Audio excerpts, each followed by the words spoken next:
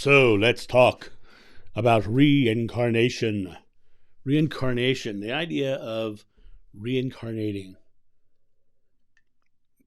Of course, I hear about this topic all the time. I talk about this topic very often, very frequently. And the idea of reincarnation is a fascinating one. But what I want to talk about reincarnation is not about the past lives themselves, not about even the concept of reincarnation. I know a lot of people who in their life look for meaning because of who they were. If you'll notice when you look at my YouTube channel or you look at my website, it's John of New. It's not John of Old. It's John of New, right? I talk about my past life memories because I have them. I have the visceral memories of them. I don't try to live that life. I don't try to be that life. I don't try to claim that I'm an apostle. And you've heard me many times say, I remember that. I remember the memories of that. But I don't understand what reincarnation is. The one thing that I find most important in all of it is the realization that you only live in one conscious moment. You only live in the here and now. There's only one moment that you have thought, word, and deed. Your past is just a place of present moment memories. Your future is just a place where you set goals for your next present moment. But you can't do anything in the past, and you can't do anything in the future. You can only do anything in the here and now. Where you are now is the most important part. So it doesn't matter who you were. It only matters who you are. It only matters what you're doing in the here and now. Are you living, loving right here and now? Or are you sitting in this moment trying to find meaning out of the past? Are you focused backwards and not looking forward? Or looking ahead, right? Are you focused backwards? Robin Williams, one time was asked if he would ever do a Mork and Mindy reunion. He says, no, you never look back if you're trying to move forward, or you'll just run into a tree. It is the perfect analogy for what I'm talking about. If you're so focused on who you were, then you are not looking at who you are. You're not living what you know to be true. You're not living loving. You're not living the experience of here and now.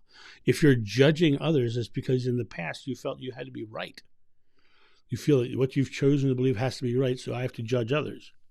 Judge not, lest ye shall be judged, right? If you think about that from this point of view, judge not, lest you judge yourself as judgmental. And judgmental people don't have a lot of friends. Judgmental people lose a lot of friends because they're so based in the idea of they're wrong, right? The idea of who you were, to me, is a journey of wandering in the wilderness. Because it literally let me go back to the quote that I've often said. When you seek a path will be laid before you. But until you turn that path to yourself, you'll never find the doorway. You keep looking back as a path, and you keep going down the alleys and the avenues, and you're trying to find it. And I think it's where a lot of the new age people lose their way. Is they start down a path, they start following the path, and they get deeper and deeper into that path, and then the things start to show up, and they start to add to their path, and they start to add stories to their path, and then they create a religion around their path, right? And somebody one time asked me about the Course in Miracles. They said, "Do you believe it was written by Jesus?" And I don't. And I cannot tell you how quickly I was knocked down. People were attacking me because how dare I say it wasn't Jesus? Well, that's because they believe that it was, but they're judging me because they have to be right. They're judging me because they believe that it has to be the way it is. Now, my belief is it wasn't. I thought it was, and what I actually said was I think there's some good information in it, but I don't think it's the way Jeshua would have taught it. I think it's too convoluted, and I don't think he would ever take a year to tell a story. And then people will come back and say, well, times have changed, and we need to have that deeper thought and no. Times have changed. Things are getting simpler, not more convoluted, not more. And so I don't believe that that's the thing. But the idea of this is it doesn't matter about those pathways. Whether it was gesture or not, is the information good? Is the information usable in the here and now? Is the information something you can put into action here and now? Your thoughts, words, and deeds are the vehicles of creation. Thoughts, belief, words, the things you say and put into action, and deeds, the actions you take. Those are the three vehicles of creation: belief, spoken word, and put action, physical action. Those are the three words of creation. So they only exist in your present moment. None of them exist in the past or the future. All of them exist right here and right now. That thing that you've set as a goal, when you experience it, it's going to be in the here and now. It's coming to you depending on what you do right here and now. Does not matter who you were. Only matters who you are. Because who you are determines who you will be. And so you have the creative moment here and now. And that reincarnation, that past experience that you want to find such deep meaning in, means nothing. Right? There is no deeper meaning in anything except to say we're supposed to create a positive world, a positive life for ourselves and our friends and family and others and humanity. We're here to express a joyful, loving expression. And if we're so focused on what's behind us and who we were, and I am the first to tell you, I don't understand reincarnation. The reason I say that, it would be extremely vain of me to say I understand it. It'd also be extremely vain of me or weak of me to say I believe what X, Y, and Z says about reincarnation. I follow what they believe. I think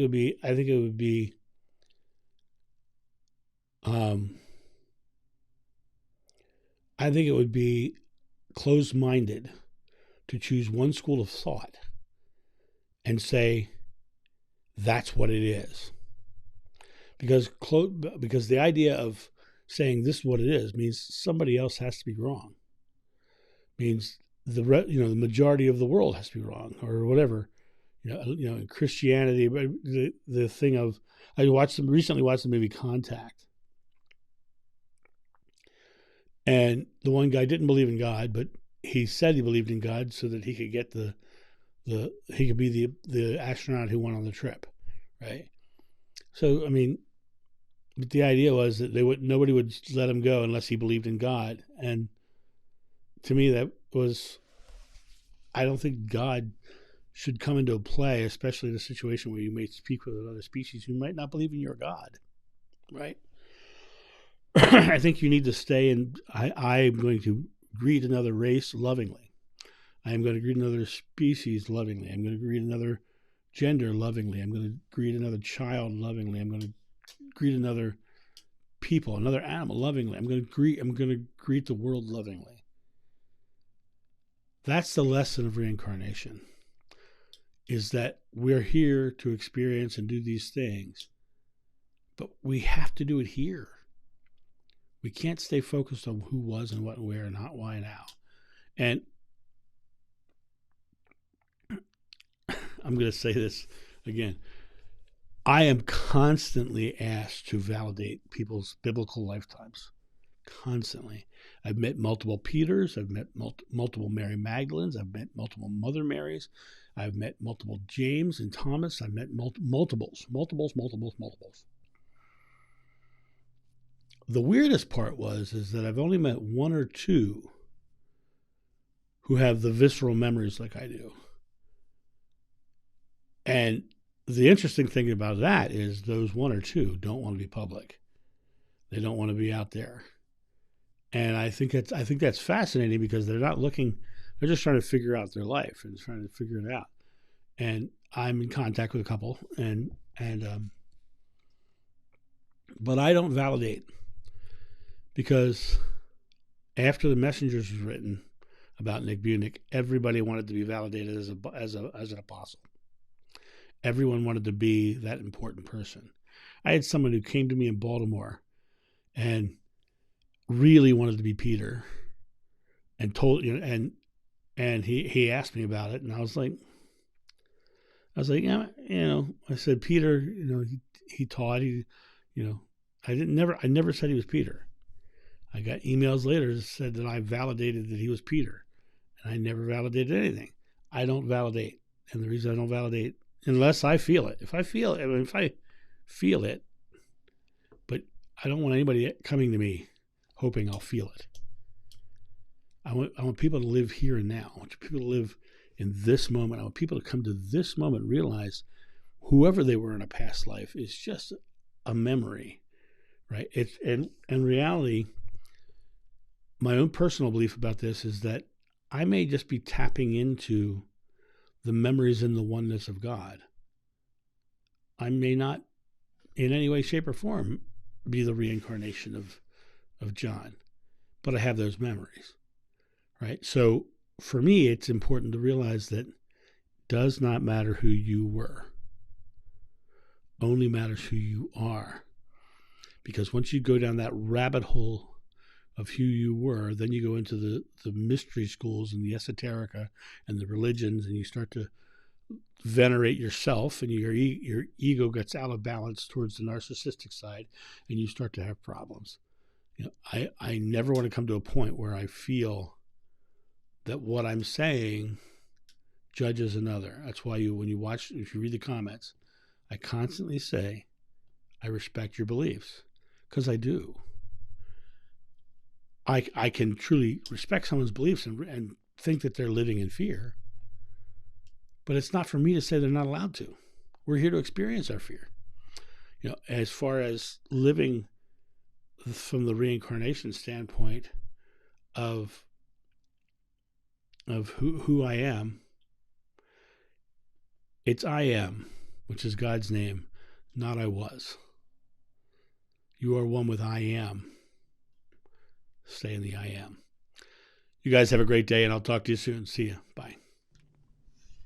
Thank you, my friends, for watching this video. If you enjoyed it, please make sure that you've subscribed and you like it, you share it, but also comment below it. Let's get this community talking about these topics and spreading this information out far and wide so we can change the world for the better. Thank you.